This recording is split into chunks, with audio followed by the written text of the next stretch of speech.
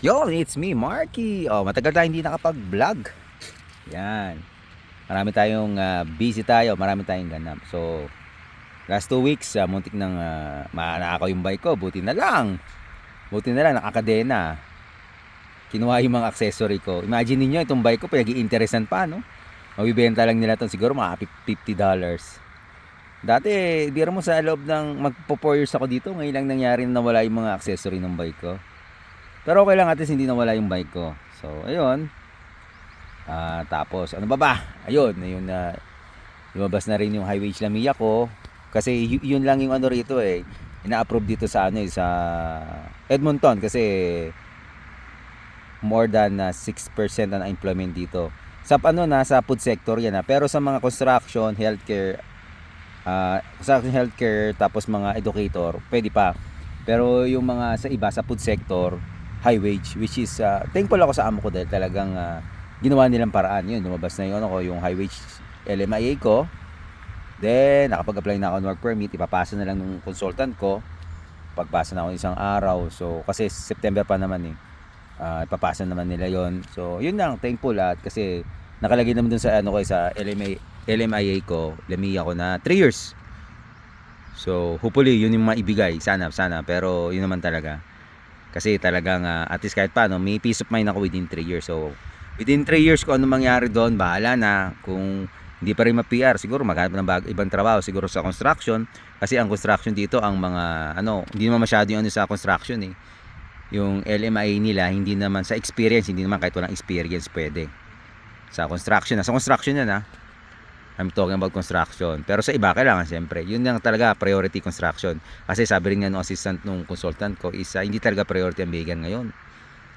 Kasi siguro, marami rin kasi mga estudyante rito na baking and pastry.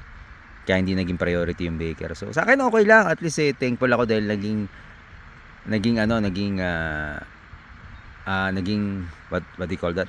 Naging maayos yung yung Lamiya ko. At syempre, yung work permit ko. So ayun, antayin ko na lumabas yon. Sana sabi nila 6 months o 6 months, 7 months para makapagbakasyon sa Pilipinas kasi magpo 4 years na rin ako eh. So hindi man ako pwedeng umuwi ng Pilipinas na wala akong bagong work permit. Kasi hindi ako makakabalik. So ngayon pwede pa ako umuwi pero kasi nga mayroon pa akong September eh. Pero plano kasi next year eh. Pero pag next year wala pa rin, mga February wala pa rin. Di pa ako antayin ko, kailangan antayin. Kasi hindi talaga makakabalik. So ayun, kasi right now hindi ko rin kasi iniisip yung yung PR kasi wala talagang pathway yung yung baker dito ngayon eh. Lalo sa akin sa edad ko Sa edad ko I'm talking to myself kasi ilang taon na ako, 43. So biro mo sa express entry, ang score ko 15 lang out of 100 yung age. So pag nasa edad mo 20 to 29, 100 points yun. So okay lang. Kahit sabihin mo okay experience ko, yung English exam ko okay naman, walang problema. Sa ano naman, sa provincial nominee, yung sa Alberta, which ganun din, pataasan din ng score. At the same time, advantage talaga man nag-aral dito. At doon, hindi rin priority ang baker. So, dasal lang. Sa akin naman kung anong mangyari, is tatanggapin ko. Pero sabi ko nga, kung within 3 years hindi pa ako mag-PR dito, o kaya 2 years hindi pa rin, maghanap pa ibang trabaho. Yun ang talaga eh, kasi andito na ako eh, kumbaga lalaban ko na.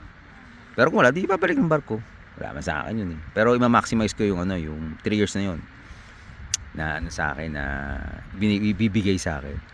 So thank you Lord dahil kahit paano nawala yung kaba sa dibdib ko. Na syempre talagang marami kang makikita sa TikTok eh, na iba uuwi na talaga, iba sa Pilipinas na nga eh, na hindi na-renew kasi nga wala na talagang LMI sa low wage eh. Kumbaga yung amo nila hindi na sila binigyan. Ako, amo ko talaga. Hindi ako nagsabi na na amo, gawin mo kay Miss. Hindi, sila mismo nagsabi sa akin kasi hindi naman sa magmamayabang. Nakita nila yung effort ko tsaka yung malasakit ko dun sa bakery nila. So, yun, kumbaga napaka-thankful ako sa amo ko. Napakabait nila talagang wala akong masabi. So, yun lang. Sana maging maayos yung papel ko rito para makabakasyon at makuha ko na yung pamilya ko. Kasi ngayon hindi ko sila makukuha kasi tier 3 ako eh. Tier 3 kasi kahit sabihin mong skilled, hindi kasi priority sector eh. Sabi ko nga, yung mga priority sector pwedeng kunin yung pamilya. Ako hindi. So, mas maganda rin talaga pag PR na para at least wala ka ng problema.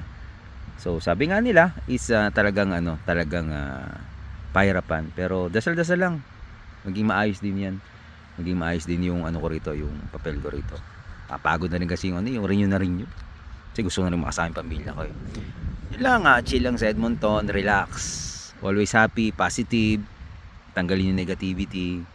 Chill lang si Marky, kahit sabihin mo na mahirap PR dito. Ganun talaga wala tayong magagawa Diyan naman si God laging nakatingin sa atin. O sige na.